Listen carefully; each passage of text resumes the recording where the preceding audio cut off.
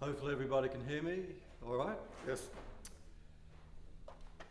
Well, I didn't think I'd be here, to be honest, as probably quite a few of us throughout the year. And as my wife mentioned to me as we were driving here, this is actually my first and my last church service for the year.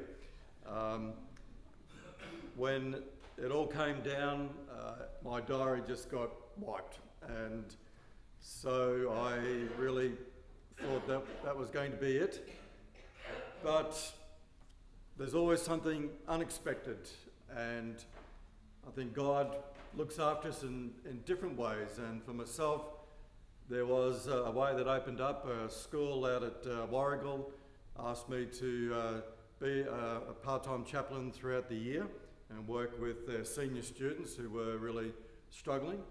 And when COVID all the lockdowns came down, that meant, well, they asked me to still do it, but to do it online. And so for most of the year, I have been in my backyard with the crows and the birds help chiming in, but doing videos of all my art and storytelling. So I've been putting all of that online, primarily for the school, but also for anyone else who stumbles across it on that World Wide Web.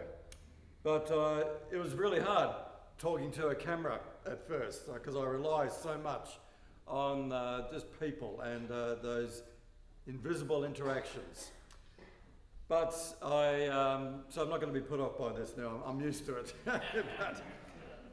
but anyway, I also would like to do what I normally do, and that is to do a painting while a song is being played, and I hope that you enjoy watching it. I've already done half of it, and I'll just complete it, and then I'm going to share just a few thoughts and reflections about this particular painting.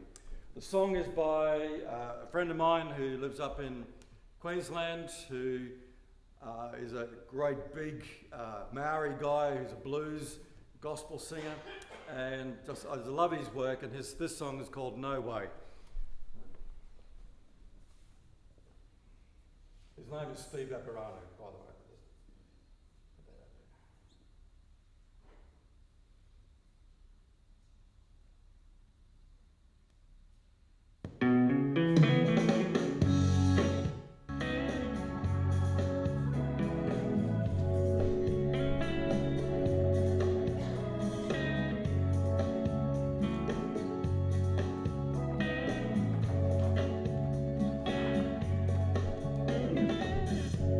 You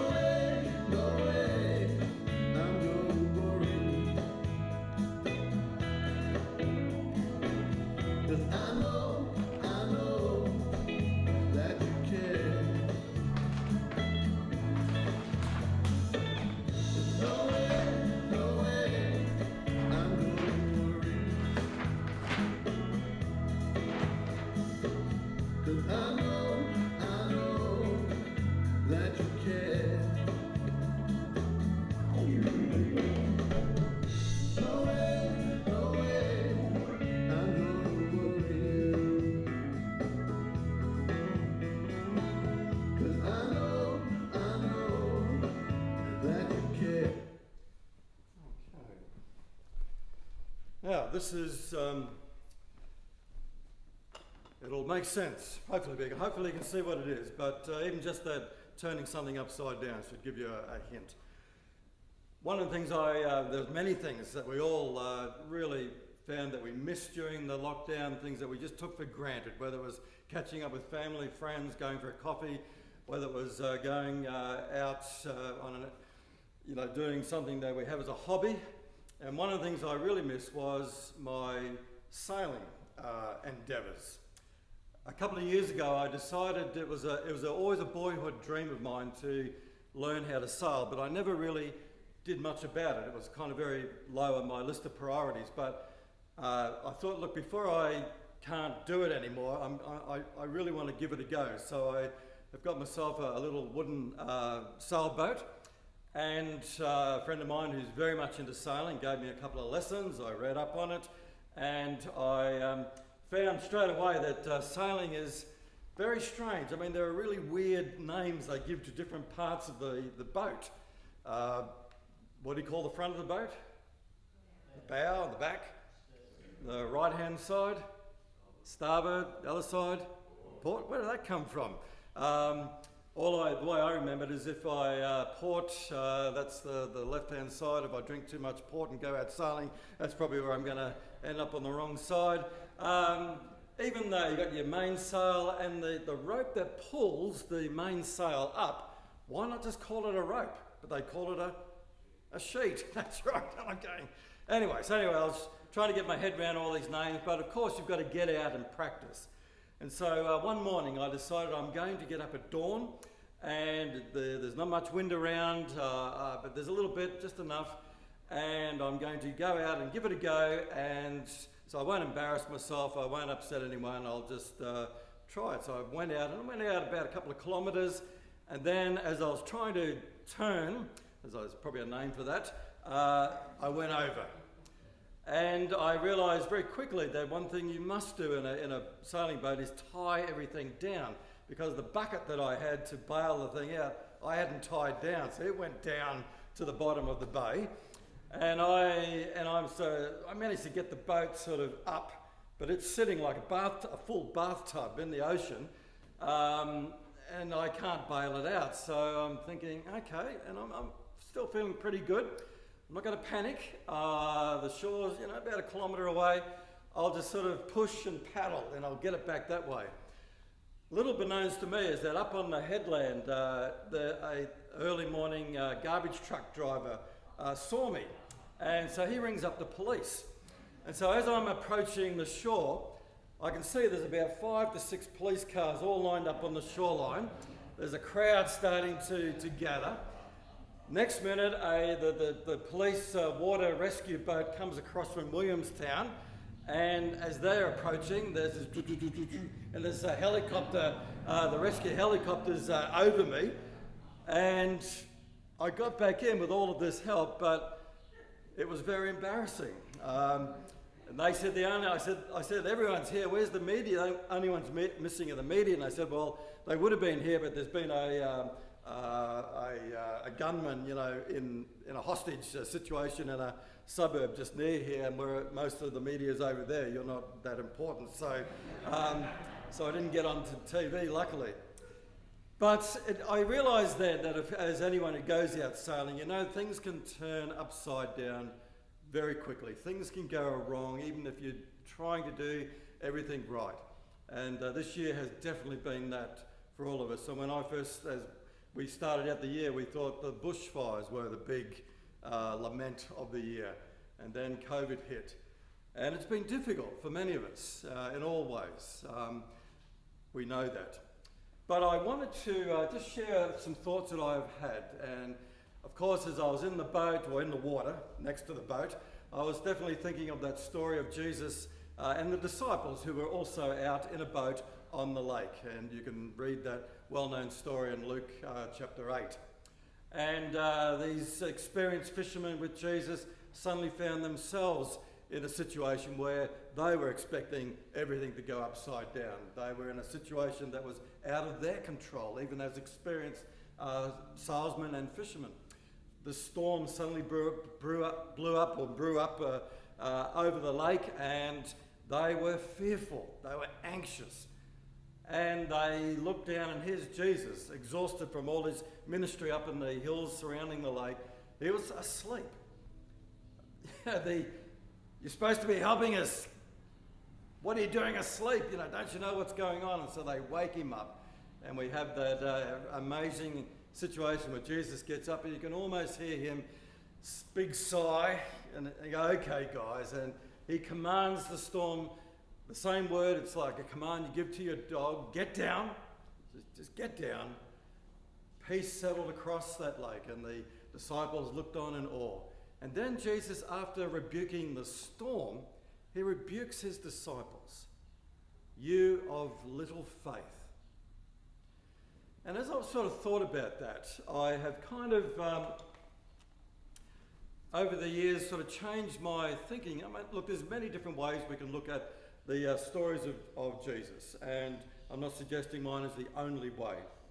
But I kind of thought about, in my early days, when I was going through theological college, we would look at this passage, and it was often used as a way of, well, here's another one of those amazing miracles to prove that Jesus was the Son of God, along with all the other signs and wonders that he did.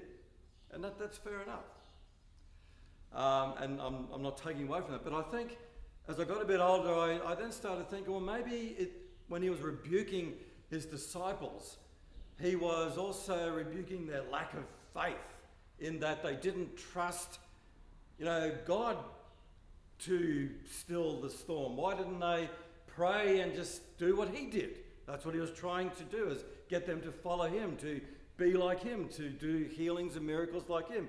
So why not let him sleep and rest, and for them to stand up and have faith to reach out and to calm the storm? And so I went through a stage where I was challenging myself, is my faith strong enough to do things? And then I realised, but no, I don't think that's what Jesus was rebuking them for. Yes, certainly we can do things in the name of Jesus. Yes, there are times when we really sense God is working in and through us, whether it's healing or whether it's bringing calm to a situation. And again, I'm not saying that is wrong. But I think in this situation, Jesus was saying, as was the readings that we had about this babe, and the prophecies, that this babe is God's presence in the flesh. It's not saying that God has never been with us up until Jesus came, but we have God somehow embodied in this small, fragile child. And as Jesus grew, people were starting to sense that this is God, not way out there, but God with us. And with all sorts of people, whether they were religious or not, whether they were good or not, whether they were unhealthy or not, whether they were clean or not, Jesus, by being with them, touching them, sharing his life with them, was saying, God is with you all. And I think what Jesus was saying is that you need to just trust that I am with you, that I am with you, God is with you in this storm. Whether it stills or not, I'm with you in this situation. Take courage. And so for me, faith is not a mental assent or a belief thing that I keep saying, okay, do I believe this about Jesus? Tick, yep, I got that right. Faith is not, have I conjured up enough kind of spiritual willpower to make things happen? No, faith for me, it goes deeper than that. It is in the midst of the storms, trusting God's presence. Peace is not the absence of the storm. Peace is in a person.